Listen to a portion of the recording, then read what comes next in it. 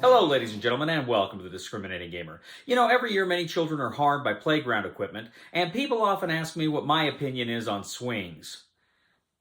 It goes back and forth. Ladies and gentlemen, today we're going to go ahead and take a look at Marvel Damage Control from WizKids.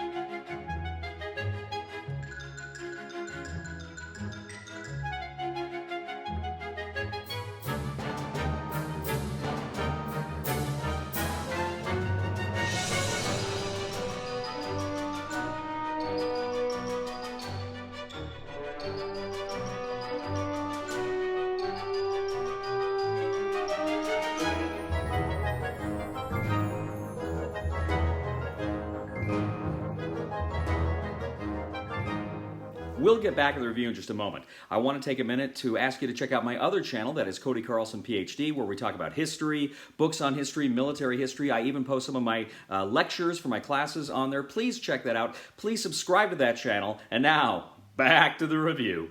In Marvel Damage Control from WizKids, one of four players take on the roles of the various cleanup crews that have to deal with all of the rubble and fallout from the various superhero battles around the city. Now, players are going to set up a square destruction zone. So this is kind of like puzzle pieces that clip together, around an empty center. And depending on how many players you're playing with, it will be bigger or smaller. Players are also going to get ahead of starter cards. You're also going to have a deck of hero cards, character cards, that you're going to kind of put out a number of those face up. Players also have their desktop, which is going to show kind of where they can place their cards and what they can do with them. Now, critically, what you're going to do at the start of the game is you've got different kinds of modules, different decks, with kind of different themes to them within the Marvel Universe. And what you're going to do is you're going to mix them together with a core deck, and then you're going to kind of drop these cards all in the destruction zone. So they're going to be all scawampus, and that's a fun word to use, scawampus, in the destruction zone. And what you're going to do throughout the course of the game is kind of recruit cards from that destruction zone. Now, on your turn, you're going to be playing cards and placing them in the different slots on your desktop. And you may have to pay coins, and you may gain coins, and coins are kind of a currency you're going to use in this game. But essentially what's going to happen is you can do pretty much one of four actions when you're playing those cards. You can place cards that you have into the vault, and this usually you're going to do this for artifacts. You can bank them, and they'll be worth points at the end of the game. Now, you've got the extract action. Now, during the extract action, you go ahead and claim a face-up card from the destruction zone and put that immediately into your hand.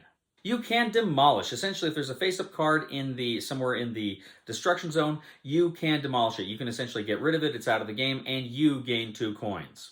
Now, you can also uncover. Now, when you uncover, what happens is you can flip a coin, or a card rather, that's face down. You can flip it face up. But they've got a little radar symbol on it. The entirety of the radar symbol has to be visible in order for you to flip it up, and then you place it back exactly where you got it.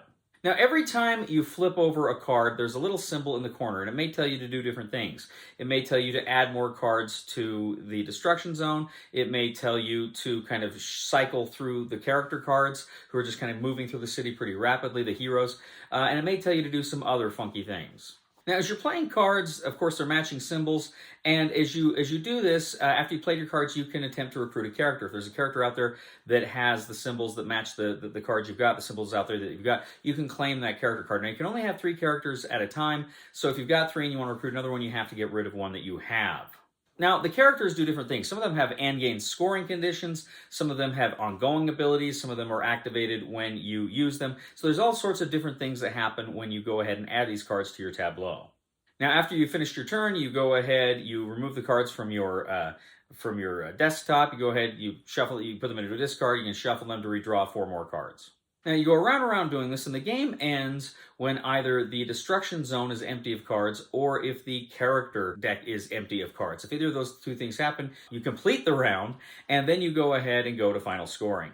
you're going to go ahead, you're going to score any artifacts you've got in your vaults, you're going to score the character cards that you have out there, as well as any end game effects you've got on those character cards, and then you're also going to go ahead, for every 3 coins you get an additional point. You go ahead, you add it up, and whoever has the most points wins! Marvel Damage Control.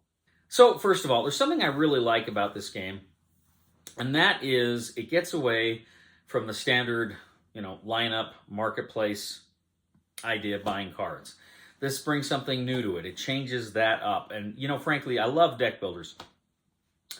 And this is a deck building game that has a little bit of a twist to it. It's a deck building game that has a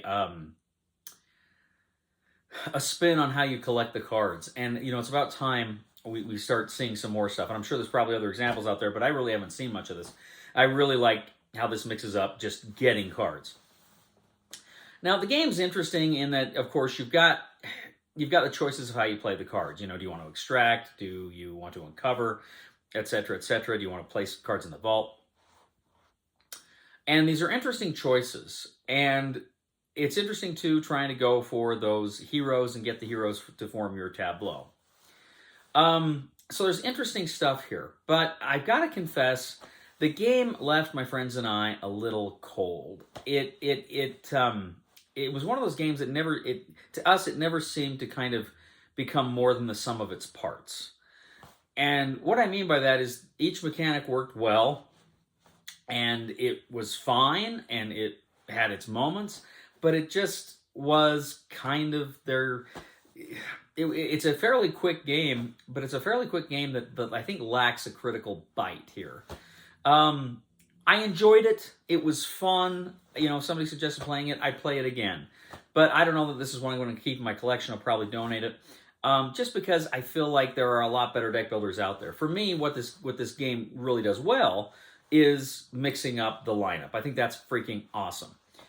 I guess what it comes down to is, if you're looking for a light deck builder with this theme, I think you'll enjoy it. I think you'll have fun with it. For me, I just felt it was good, not great. Recommendation for the discriminating gamer is try it before you buy it. Well, ladies and gentlemen, thank you once again for joining us today on The Discriminating Gamer. As always, we ask you to please leave a comment for us on YouTube, on Board Game Geek, on our Facebook page, or on thediscriminatinggamer.com. We'd ask you to please like us on Facebook, subscribe to us on YouTube, and follow us on Twitter. I'd also ask you, ladies and gentlemen, to check out my other channel, that is Cody Carlson, PhD, where we talk about history and military history, and I post some of my lectures on there as well. Please check that out. And I'd also ask you to please leave a thumb to this video on Board Game Geek. That helps us out a lot as well. Ladies and gentlemen, I recently got a new job as an executioner. I'll be heading there soon. Please somebody help me on my feet again, and I don't know where I'm going, and I don't know where I've been. Please somebody help me on the solid ground. It's a long time, and I'll be dying. Once a year I wind up in the band. Hello, Space Engineer Cody. This is Space President Sean talking on the space phone. I'm just up here in space, sitting on my space chair, wondering where my space and spaceship is. And where the crap is Space Justin Cody? Space Captain Justin.